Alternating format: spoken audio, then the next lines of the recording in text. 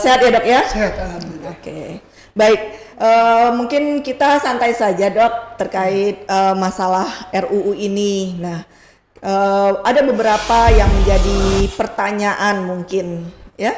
Di antaranya gini dok, sebenarnya apa sih yang menjadi masalah krusial sehingga 5 organisasi profesi ini merasa sangat keberatan dengan rancangan undang-undang Omnibus Law ini yang rencananya akan segera dibahas di persidangan DPR di masa sidang ini. Bagaimana dok?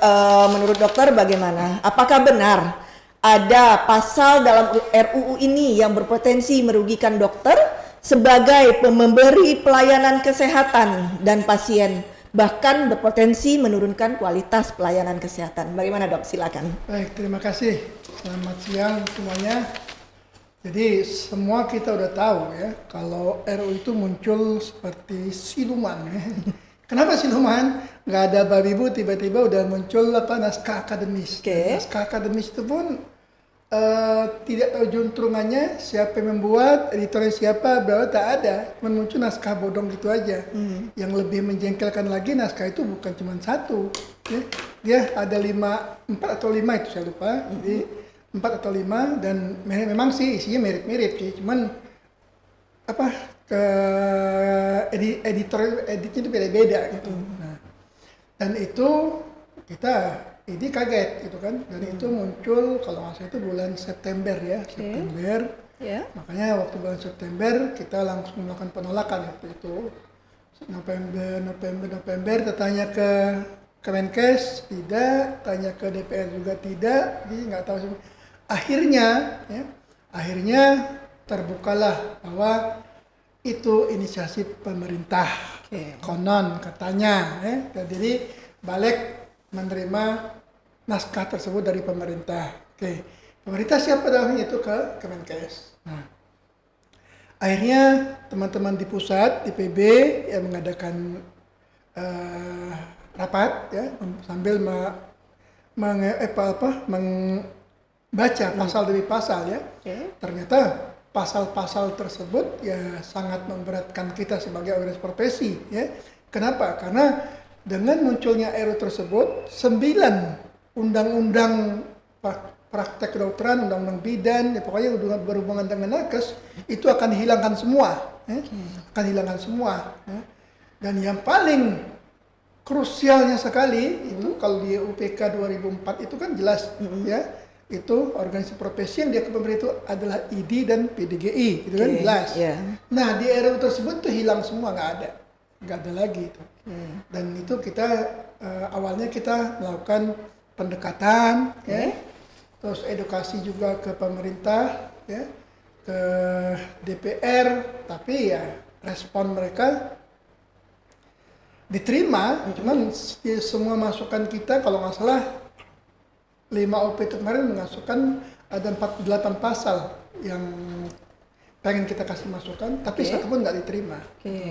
Jadi tetap keluar dimnya semua seperti awal, seperti yang naskah akademis yang awal. Yang sebelumnya ya. Jadi kita keberatan. Nah dari keberatan tersebut tetap kita melakukan pendekatan, advokasi ke partai, ke pimpinan komisi segala macam itu, tapi tetap nggak ada respon. Makanya kita lakukanlah demo waktu tanggal 5 ya, 5 Mei sama 8 Juni kan. Di demo, dan di akhir demo tersebut juga sampai sekarang sih belum ada kemajuan berarti ya. Tapi kalau lihat dari Kemenkes tadi malam yang bicara di Kompas TV, ya mereka kayaknya nggak mau mundur, tetap harus jalan. Dan waktu di DPR juga ketemu legislatornya Bu siapa ini, yang cewek lupa saya namanya, Bu Irma. Irma Suryani. Jadi 5 OP masuk untuk kita demo tanggal 8 itu.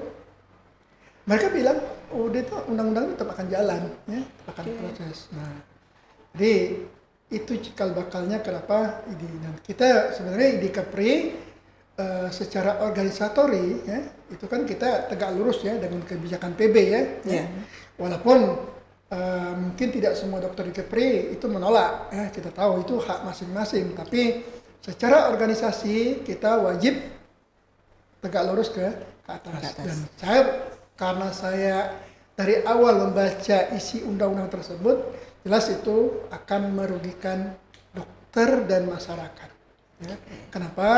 Karena banyak pasal-pasal tersebut yang memberatkannya. Ujung-ujungnya nanti dokter akan cari selamat juga gitu kan, dalam artian ya daripada nanti kita celaka gitu kan oleh undang-undang tersebut, ya lebih baik kita nggak usah kerjain pasien. Nah itu yang paling takutkan. Ya. Itu makanya namanya defensive medicine nanti ya. Nah, jadi kita cuma mengerjakan yang kira-kira aman buat kita. Kenapa? Karena di undang-undang tersebut ya, kalau teman-teman baca ya, kalau selama ini malpraktek ya, atau kelalaian medis ya, itu kita udah ada MKDKI dan kita pun juga ada MKEK ya. Jelas teman-teman kita yang bermasalah seperti itu pasti akan kita sidang etik, sidang juga ke MKDKI ya. Nah di undang-undang yang baru nanti ya, itu kalau tadi malam udah jelas oleh Pak Menkes, MKDKI, MKEK itu akan dihilangkan. Akan dihilangkan ya. Jadi ID akan dihilangkan di undang-undang tersebut, MKEK, MKDKI juga akan hilang ya. Yang paling menakutkan itu resiko medis. Resiko medis pun itu pasien bisa menuntut. Misalnya nih, lo masang infus aja sedikit gini. Habis infus copot, tiba-tiba misalnya timbul gangren atau timbul dikubitus segala macam, itu pasien bisa menuntut. Nah, apa yang terjadi kalau itu bisa menuntut? Dan pasien bisa langsung ke dokternya, ya.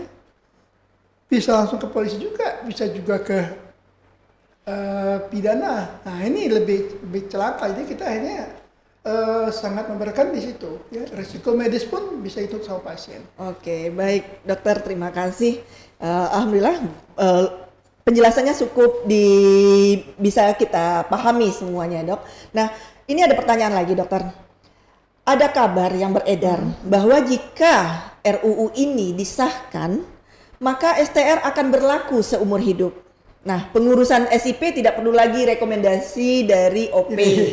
Nah, sebagian kalangan menganggap bukannya ini justru mempermudah dokter. Bagaimana IDI menyikapinya, dok? Kalau teman-teman nggak baca sejarah, nggak mungkin generasi yang baru mungkin nggak tahu sejarahnya kenapa STR itu muncul. Ya. STR itu muncul 2008 kalau nggak salah, 2008. Gitu. Kalau nggak 2008, 2009. Ya. Jadi yang membuat STR itu sesepuh kita ya. Jadi yang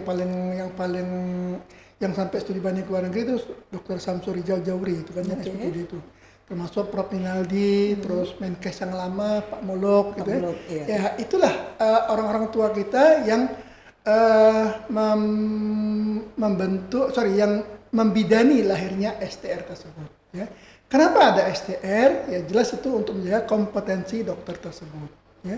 Kalau tidak ada STR, misalnya seumur hidup, ya kalau dokter nggak kompeten, yang rugi siapa? Masyarakat kan. Ya. Nah sekarang contohnya nih, anggaplah saya jadi pengusaha. Ya. Saya nggak praktek nih 10 tahun atau 5 tahun. Ya. Tapi begitu usaha saya udah sukses atau usaha saya bangkrut, saya mau praktek lagi. Boleh kan kalau baru? Iya, betul. Boleh kan? Sekarang saya tanya, dia masih kompeten nggak? Belum tentu kan? Betul. Karena dia nggak pegang pasien berpuluhan tahun kan? Nah itu, jadi itu salah satunya kenapa kompetensi tersebut. Kenapa mesti 5 tahun dengan asumsi 5 tahun itu dia mesti mengupdate dirinya selama 5 tahun itu. Jadi kan di kode etik, mudah-mudahan kode etik tak dihapus ya. di kode etik kedokteran itu kan jelas di pasal 21 atau 22 itu. Dokter wajib mengupdate ilmu pengetahuannya ya, agar kepentingan pasien itu bisa lebih bagus gitu kan. Ada itu kata-kata itu. Nah kalau nggak ada STR, ya mungkin kalau saya pribadi, mungkin teman-teman lain itu memang enak gitu, cukup sekali selesai gitu kan. Ya tapi kan kita mementingkan kepentingan masyarakat ya. Nah begitu STR kita jalan bagus, itu sekitar 2015, itu negara tetangga kita, Vietnam, Thailand segala macam itu belajar sama kita. Belajar sama kita STR itu. Nah sekarang STR itu mau dihilangkan, dianggap membebani. Siapa yang rugi nanti? Pasien kan ya. pasien dong, ya. Kenapa dikasih izin praktek? Orang dia nggak kompeten, orang dia ada STR dia berlaku seumur hidup, Iya. ya kan? Yang rugi kan pasien nanti kan. Nah, tadi apa lagi pertanyaan tadi? Bagaimana kalau kalangan ini justru bukannya itu mempermudah dokter gitu? Ya, mungkin sebagian orang mempermudah. Tapi saya tanya sekarang, teman-teman punya kesulitan nggak selama ngurus STR? Enggak. Yang nggak ngurus yang punya Yang- kesulitan. Kalau dia ngurus nggak ada kesulitan, nggak ada. Saya ingat di Batam ini yang mengurus di Kepri umumnya itu yang mengurus STR itu nggak ada yang terhambat, nggak ada. Ya.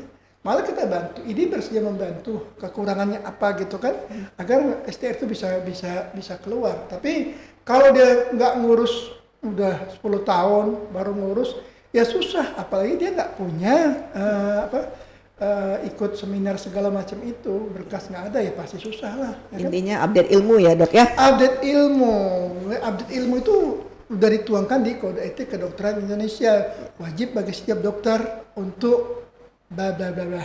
Oke, baik. Jadi kalau kita update terus, ya tujuan update itu apa? Satu, kita untuk kepentingan pasien masyarakat. Tujuan kedua, Skill. kalau asing masuk, kita masih bisa bersaing kan, ya kan? Betul. Dan selama ini pun juga seminar nggak mahal kok, ya? Malah gratis ya kan? Iya. Betul kan? Ya. Banyak yang gratis itu. Ya? Oke, baik. Ya, mudah-mudahan sih memang dengan ada update ilmu ada positifnya bagi kita dokter ya, terutama untuk dalam hal pelayanan, Iya. terutama ya dok ya. Nah, mungkin pertanyaan berikutnya lagi dok. Jika RUU ini disahkan, katanya ini tidak lagi menjadi satu-satunya organisasi profesi dokter yang diakui oleh negara. Apakah ini benar? Marwah IDI sebagai salah satu pemersatu yang mengayomi seluruh dokter Indonesia bakal jadi tinggal kenangan.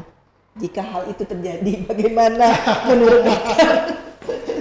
Kita kembali lagi yang bikin undang-undang lah. Iya, iya. Kalau dari kata-kata tadi malam waktu Rosi tanya, Oke. dia bilang, Pak Menkes bilang ya terserah anggota mau ikut OP mana gitu kan. Iya, iya. Jadi kita disilakan untuk Memilih.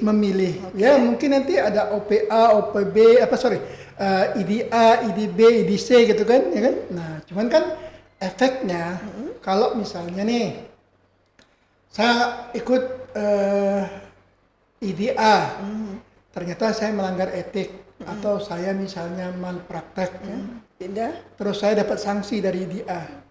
Ya udah, lu sanksiin aja. Besok gue pindah ke IDB. Iya, iya. IDB kan nama gue bersih kan? Nah, kira-kira begitu. Jadi, dan juga yang dikhawatirkan lagi nanti, kalau kita tidak satu, ya akan ada persaingan nggak sehat nanti. Terus kompetensi juga kan beda-beda. Mungkin di IDA kompetensi ini boleh misalnya.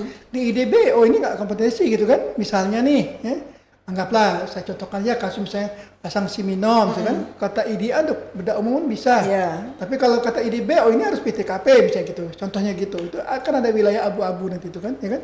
Atau contohnya lagi USG, kata IDA itu harus radiologi. POGI nggak boleh karena dia bukan radiologi. Iya. Kira-kira begitu. Jadi gitu kita nggak satu. Kalau nggak satu pasti nanti akan timbul gesekan. Nah Iya. kalau gesekan lah nanti akan akan merusak hubungan kesejawatan. Nah saya khawatir juga nanti sumpah dokter akan luntur, akan hilang nanti, ya. Karena sama-sama kita nanti udah Punya masing-masing sumpah. punya masing-masing sumpah. Nah, Oke, nah berarti kalau misalnya tidak satu, nanti akan muncul standar-standar berbeda. masing-masing Dan organisasi. akan muncul ya, Dok, ya? kolegium-kolegium lain lagi. Kolegium-kolegium lain. Masing-masing bikin kolegium Oke, sendiri baik. nanti, ya. Iya, benar. Baik, oke dok. Ini ada lagi yang bertanya seperti ini dok. Nah, ini ada juga informasi yang mengatakan bahwa jika RUU ini disahkan, dokter bahkan bisa dengan mudah dituntut jika pasien yang ditangani menganggap tidak ada perubahan atau tidak sembuh. Bagaimana menurut ini dok? Itu yang saya bilang tadi, itu ada 2 pasal atau 3 pasal itu yang mengatakan kalau pengobatan tidak sesuai dengan harapan pasien, itu pasien bisa menuntut Ya. dan bisa menuntut langsung. Ya. Apa dasarnya? Misalnya nih, Saya bilang tadi masang infus dia bengkak kan tidak sesuai dengan kemauan pasien kan ya? Atau misalnya dia demam, diagnosa dokternya mungkin tipoid ya. Tiba-tiba dia mungkin nggak sembuh, dia pindah ke dokter lain, misalnya dia, oh ini cuma faringitis biasa gitu kan, pasien bisa menuntut nanti. Ya. Nah sekarang dia menuntut kemana? Ya langsung ke dokternya. Siapa datang? Ya itu bisa polisi, bisa pengacara, bisa LSM, dan ini kita sangat khawatir ya kalau sekali kena tuntut dokternya psikisnya terganggu, uangnya terkuras, finansialnya, waktu kerjanya juga masih akan terganggu gitu kan. Nah, dikhawatirkan nanti dokter akan cari aman. Saya bilang tadi akan muncul defensive medicine daripada nanti pasiennya akan timbul kelainan. Contohkan lagi, selama ini kan kalau resiko medis itu kan ditanggung oleh pasien. Misalnya nih ada trauma di kepala, ada pendarahan, ya, terus harus dibuka sama wadah saraf. Kan kita ada informed consent kan, iya, ya? Resiko apapun dari tindakan tersebut ya itu harus diterima kan. Nah, andai kan setelah operasi ternyata tangannya satu nggak bisa diangkat misalnya aja kan, atau matanya itu nggak bisa lihat dua-dua atau satu, itu kan resiko medis kan. Nah, resiko medis itu nggak bisa dihindarin ya. Nah, di undang-undang baru itu pasien bisa menuntut, resiko medis pun bisa menuntut ya. Atau ortopedi, dia misalnya pasang pen ya, sudah sembuh bagus, tiba-tiba setelah jalan mungkin dia ada yang miss 2 cm atau 3 atau 1 cm gitu kan agak miring kan, pasti bisa nuntut. Nah nanti kalau nanti dokter, wah ini remuk, ini kayaknya frakturnya gitu kan, jadi banyak jaringan yang hilang, ini kalau saya pasang pen mungkin pasti dokter nggak tahu pastinya akan mendek gitu. Aku nggak mau ngerjain deh daripada aku kena tuntut ya kan, paham nggak ya? Ini misalnya ya dokter akan berhitung juga dong, ini pasti bersiko buat saya gitu kan. Ya udah Pak, mohon maaf saya nggak bisa ngerjain, itu namanya defensive medicine. Siapa yang rugi nanti? Pasien, masyarakat yang rugi nanti. Dan itu akan terjadi karena kalau nuntut itu kan ketidakpuasan pasien kan, pasien nggak puas. Tapi pasien kalau di undang-undang itu mau risiko medis, mau malpraktek, semua bisa nuntut ya. Kalau malpraktek kita udah bisa dengar lah, selama ini teman-teman kita udah banyak yang kena sanksi, udah banyak juga yang kena tuntut oleh karena malpraktek, itu oke sih kita terima. Di undang-undang yang lama pun juga ada. Tapi kalau risiko medis, saya kira semua tindakan medis itu berisiko ya. Kita ngasih paracetamol aja, tiba-tiba dia alergi.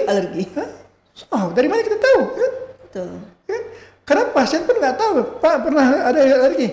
Nggak ada, emang nggak pernah kan? Tiba-tiba apa sih pas kita yang kasih, tiba-tiba muncul anafilaksis shock kan? Atau cuma ruam-ruam aja, oh ini obat dokternya nggak benar, ini salah obat ini gitu kan? Ya? Dia bisa nuntut. Nah itu saya bilang tuh, jadi dokter dirugikan, masyarakat juga akan dirugikan. Itu jadi risiko medis itu berat buat kita. Dan itu salah satu pasal yang paling kita tekankan untuk dirubah. Dan ternyata tidak berubah. Baik dokter, menarik. Nah ini ada yang kalau saya lihat sini sangat menarik sih dok ya. Kita mendengar bahwa ada kabar nih beredar bahwa RUU ini juga sengaja dipaksakan karena ada kapitalisme atau kekuatan besar yang akan mengambil untung besar jika ini benar berlaku. Apakah benar isu itu dok? Kalau kita membaca runut dari atas ke bawah, ya sebagai dokter kita berani ngambil kesimpulan, iya. Ya, ada. Jadi selama ini kan nggak tahu ya di rumah sakitnya LV ya, di rumah sakit pemerintah jelas. Ya. Jadi rumah sakit kan ada ada sosialnya ya kalau nggak salah ya, betul. 30% benar. Betul kan? Rumah sakit ada. Ada kan? Ada. Nah di sekarang itu udah murni bisnis. Ya dong, orang jadi kesehatan tuh udah dibisniskan. Nah kenapa dibisniskan? Ya itu mau cari untung sebesar-besarnya tadi. Nah kalau itu terjadi, yang rugi siapa? Masyarakat. Selama ini gitu kan, nah, saya kira kalau plat merah jelas ya, plat merah itu pasti ada duit nggak duit lu masuk dulu deh, kita tangan dulu kan. Betul. Rumah sakit yang swasta juga ada itu, ya kayak Yang saya tahu Budi Kemuliaan itu kan ada space mereka untuk ini orang nggak Iya. mampu kita kerjanya. Di rumah sakit lain juga saya kira juga ada begitu. Iya. Tapi nanti kalau undang-undang ini jalan nggak ada urusan, lu nggak ada asuransi, lu nggak ada duit, lu nggak bisa kita layanin, gitu kan. Jadi yang kena nanti imbasnya juga ke masyarakat. Nah kalau udah begitu, jadi kenapa? Karena kalau mereka udah core bisnisnya, bisnis kan untung ya, untung. Nah dikhawatirkan itu nanti akan terjadi persaingan yang Tidak sehat. Oke, baik. Nah, ini ada satu pertanyaan dok yang titipan sih dari teman gitu kan. Melihat situasi saat ini, di mana organisasi profesi, terutama ID ya dok ya, menolak, ada 5 organisasi profesi yang menolak. Nah, mohon penjelasannya dok, menurut dokter, RUU Omnibus Law ini yang salah itu di bagian mananya dok? Karena kalau tidak salah isinya. Tadi seperti yang sudah kita bahas sebelumnya, ada yang memberi kemudahan bagi kita dokter-dokter. Misalnya seperti kesimpulannya satu tadi STR seumur hidup. Kemudian mungkin ada pendidikan spesialis yang lebih mudah. Terus kemudian juga rekomendasi tadi sudah kita bahas terkait dari organisasi profesi mungkin agak sulit gitu. Nah, bagaimana menurut dokter hal ini? selama ini kalau menurut saya ini nggak pernah mempersulit sih. Ya. Itu 1 tahun. Itu kalau sudah. Itu sudah. Ya kan jelas kan. Oke, betul. Nah, jadi kalau alasannya itu lebih mudah itu salah besar, sama aja. Emang lu pikir urusan sama Kemenkes gampang? Oke. Ya kan? Ya kan? Yang kedua tadi ya masalah spesialis permudah. Sekarang yang bikin spesialis itu siapa? Nggak ada. Kenapa diterima sedikit? Ya karena memang kapasitasnya segitu, karena pengajarnya segitu, Kemampuannya, dokter. kemampuan daya tampungnya segitu, Oke. ya kan? Terus spesialis itu kan tanya dia sama suami LP ya. Ya saya masuk orang nggak diterima sekolah ya. Ya semua kan pengen sekolah kan. Betul. Memang daya tampungnya segitu. Nah kenapa daya tampung situ?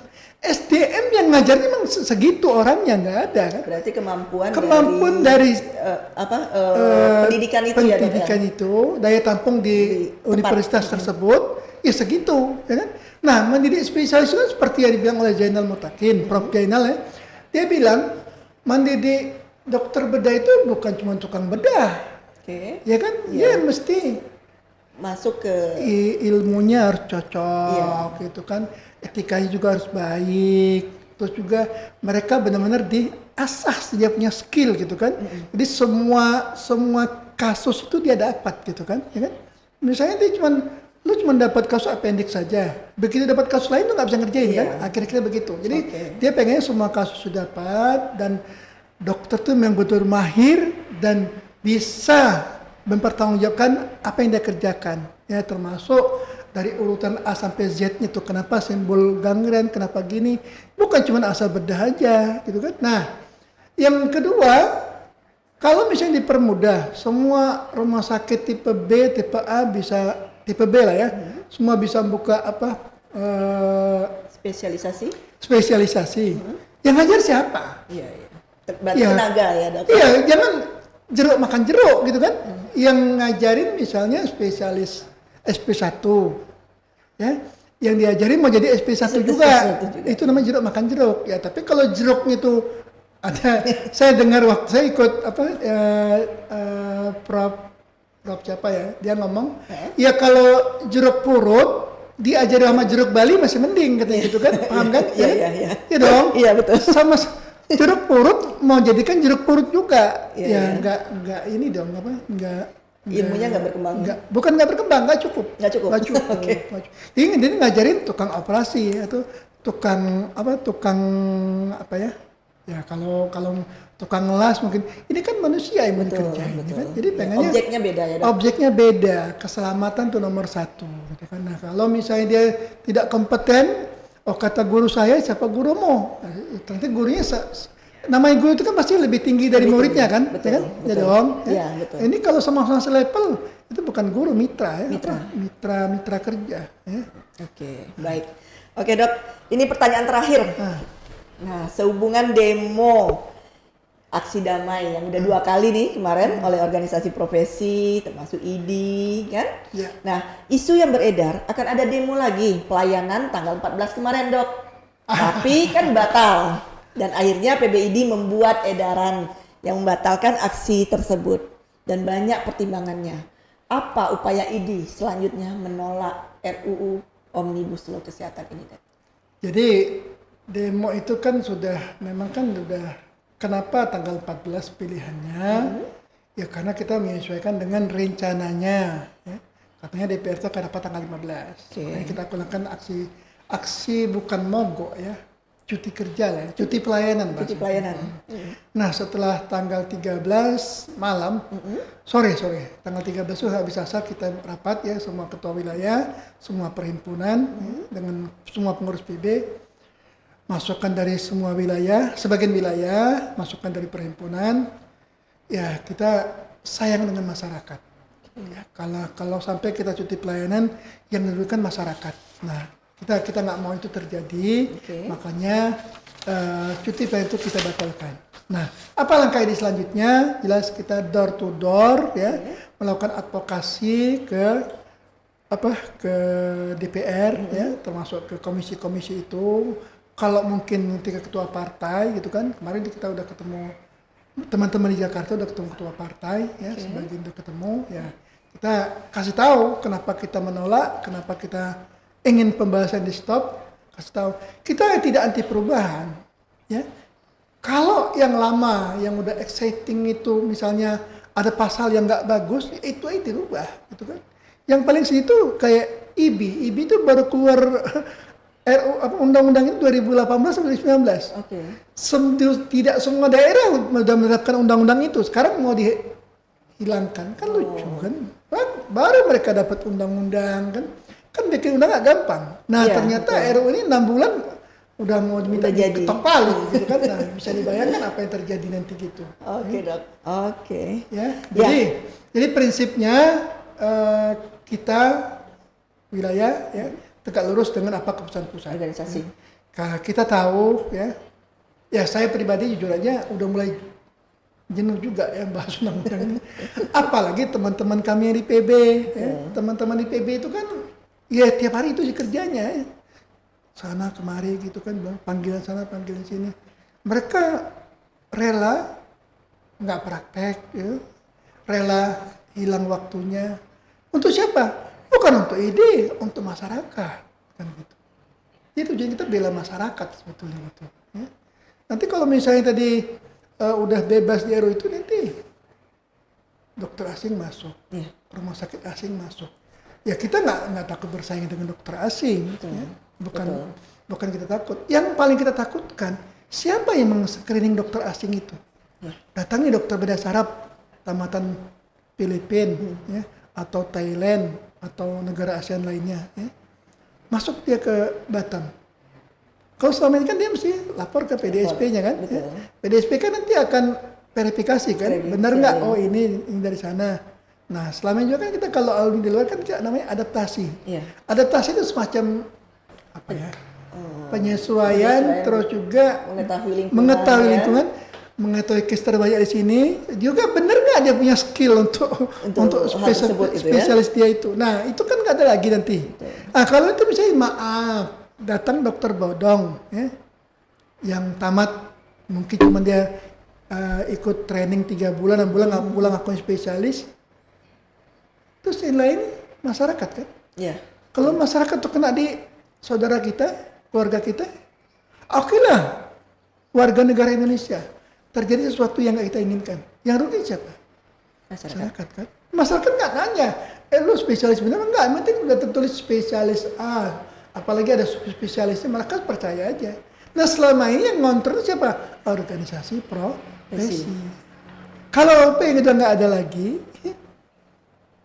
akan bebas itu berkeliaran. Ya. Nah itu yang paling kita takutkan. Ya. Kalau dokter yang udah maafan di luar negeri, yang udah pasiennya banyak, penghasilan nggak akan mau deh ke Indonesia. Apalagi maaf. Yang udah penghasilannya puluhan ribu di Singapura top ya, mau ke Batam aja mereka mikir gitu kan berapa hasil mereka, kita apalagi yang nilai nanti hitungan kosnya itu hitungan BPJS. Lah, iya kan, betul kan? Iya, Iya kan? betul. Mau mereka. Iya, iya. Apalagi mimpinya Pak Menkes nanti yang dokter asing itu akan ke daerah 3T gitu kan. Ke dokter asing, dokter kita aja yang nggak mau Masih ke mikir. 3T, nggak mau ke 3T itu kenapa ya? Satu, terisolir, kedua penghasilan, ketiga ya memang nggak ada pasien. Iya. Nanti kalau kan kita ini kan kalau nggak ada pasien kan sama kayak pisau kan nggak terasa kan. Iya, tidak terasa. Lama-lama dia Tumpul. tangannya lupa gitu. Iya. Nah itu Pak, itu makanya dokter kita banyak ke kota gitu kan, bukan berarti semata-mata ngomong mengabdi, mau sih mengabdi itu mau, tapi kan ya kita pengen ilmu berkembang, dapat hidup layak, kita nyaman di tempat tersebut gitu kan. Iya. Gitu. Jadi kalau asing, mana mungkin asing mau datang tanpa digaji? Betul. Ya mungkin mau lah 1-2 hari baksos, itu kan baksos, bukan sebagai pekerja. Baksos sih semua bisa, kita pun cari baksos gitu kan. Iya, Ya. betul. Ya 1-2 hari ke daerah 3T, habis itu dia pulang. Tapi Ya. mau hidup di sana kayaknya aneh Pak Menkes. Memang seperti ada beberapa hari yang lalu pembicaraan saya sih memang ada teman sejawat yang nggak usah jauh-jauh ke Natuna aja gitu dong, Natuna atau Anambas gitu. Ya dinasnya itu mungkin 1 bulan itu 1 minggu di sana, 3 minggu di kota gitu. Nah itu memang akan terjadi hal yang seperti itu. Baik dokter,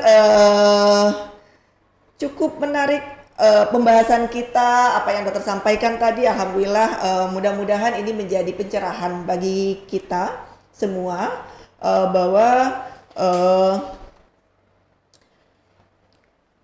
bagi pencerahan bagi kita semua bahwa ini tujuannya sebenarnya untuk tidak hanya dari segi dokter dan rumah sakit mungkin akan dilihat, tidak hanya untuk melihat sisi rugi atau untung dari rumah sakit atau pasien, tapi lebih kepada terutama untuk ke masyarakat. Itu mungkin ya dok ya yang disampaikan. Rumah sakit pasti nggak komplain. Sampai saat ini memang belum. Rumah sakit nggak bisa ditutup. Ya, nah itu dia. Nah ada apa? Nah ini sedikit dok, ada pertanyaan nih yang akan kita sampaikan. Ada pertanyaan dari yang sifatnya online mungkin. Ada isu ASN tidak dibolehkan untuk membahas tentang RUU ini. Apakah ini benar? Bagaimana tanggapan IDI menanggapi ini dok?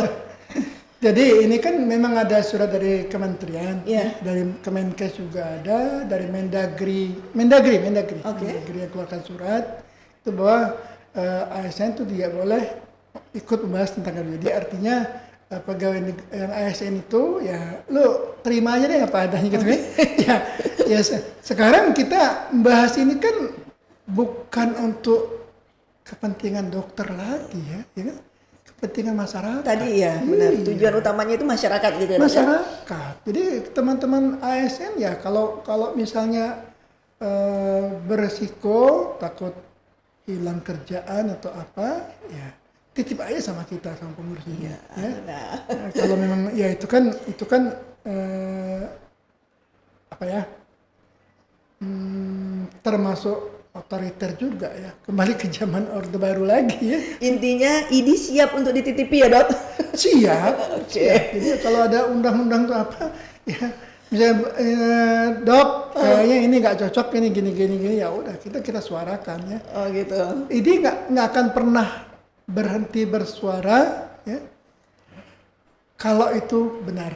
Oke. Itu aja. Jadi kita nggak apa bukan ya kita walaupun demo kita demo damai, kita tidak anarkis gitu kan. Iya.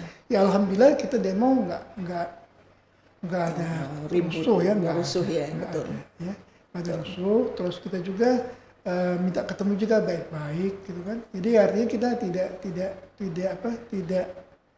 tidak frontal lah. Iya, Nggak tidak frontal. frontal, tidak arogan ya dok Iya. ya. Oke, baik. Kalau kita lihat sudah tidak ada lagi pertanyaan mungkin ya dok ya. Dari kesimpulan tadi intinya apapun penolakan ini merupakan upaya yang akan lebih banyak untuk kepentingan masyarakat. Secara kepentingan pribadi dokter ataupun lembaga rumah sakit itu tidak terlalu tidak terlalu memberatkan bagi sifatnya ini, tapi intinya hanya tujuannya untuk bagaimana masyarakat mendapat manfaat dari penolakan ada pasal-pasal yang dianggap untuk kepentingan masyarakat. Kalau untuk kepentingan dokter pribadi nggak akan ikut lah. Ya. Saya udah 59 tahun, ntar lagi mungkin nggak aktif lagi. Iya. Teman-teman kita yang di Jakarta ini udah profesor, guru-guru besar yang jalan penuh. Kenapa sampai turun ya? Kenapa sampai turun? Artinya ada yang cacat nih di undang-undang kan gitu kan? Berarti ada yang diperjuangkan. Profesor apa kurangnya? Dia mereka itu udah mapan, ya kan? Mungkin mereka sebagian udah nggak kerja lagi, hanya mungkin jadi pembicara di seminar atau praktek sekali-sekali gitu kan, nggak ngefek ke mereka undang-undang, tapi kan mereka mikirkan masyarakat dan generasi berikutnya kayaknya ya dok ya. Gitu. Okay. Apa yang terjadi kalau misalnya ID nggak ada ID aja tanda kutip ya, ada dokter yang nakal, ada dokter yang melanggar, ya kan? Kalau ID nggak ada, siapa yang ngawasin? Ya. Harapannya semoga dengan adanya penolakan ini mungkin bisa membawa kita tidak untuk dokter untuk menunda pembicaraan. Ya. Jadi kalau bisa kita sebenarnya kan kalau diminta masukan kita udah berapa kali datang ya, teman-teman Jakarta berkata. Cuma tak satu pun masukan kita itu diterima, maksudnya masuk ke dalam draft RUU itu nggak ada. Nggak ada ya dok. 48 pasal itu satu pun nggak ada. Sedangkan ini yang bilang dokter Nasir tahu kan? Iya, tahu. Dokter Nasir di acara Forkom. Ya. Saya berani bilang katanya, waktu acara di DPR, ID itu mengkomplain 48, tapi satu pun nggak ada 48 itu. Sedangkan pihak sebelah berbicara untuk menghapuskan rekomendasi ini langsung diiyakan. Nah, ada apa? Cuma satu yang mereka minta langsung ya, tapi begitu 48 satu pun nggak ada diterima coba. Jadi ada apa? Jadi silakan bikin kesimpulan sendiri ya. Muaranya kemana, terus sumbernya dari mana, hilirnya kemana, kira-kira begitulah ya. Baik, terima kasih dokter, sahabat ID Batam. Mungkin hanya ini yang bisa kami sampaikan saat ini, bahwa mudah-mudahan dengan adanya kemudian yang sudah teman-teman kita berjuang di pusat maupun di daerah terkait RUU undang-undang ini membawa hasil yang dari sisi pandang untuk rumah sakit, ID, dokter maupun masyarakat atau organisasi profesi yang lainnya sama-sama bisa merasakan bahwa ada tujuan yang baik dalam penolakan ini. Mungkin mudah-mudahan membawa berkah buat masyarakat dan generasi-generasi berikutnya. Terima kasih. Wassalamualaikum warahmatullahi wabarakatuh. Waalaikumsalam warahmatullahi wabarakatuh. Selesai kan? Siapa?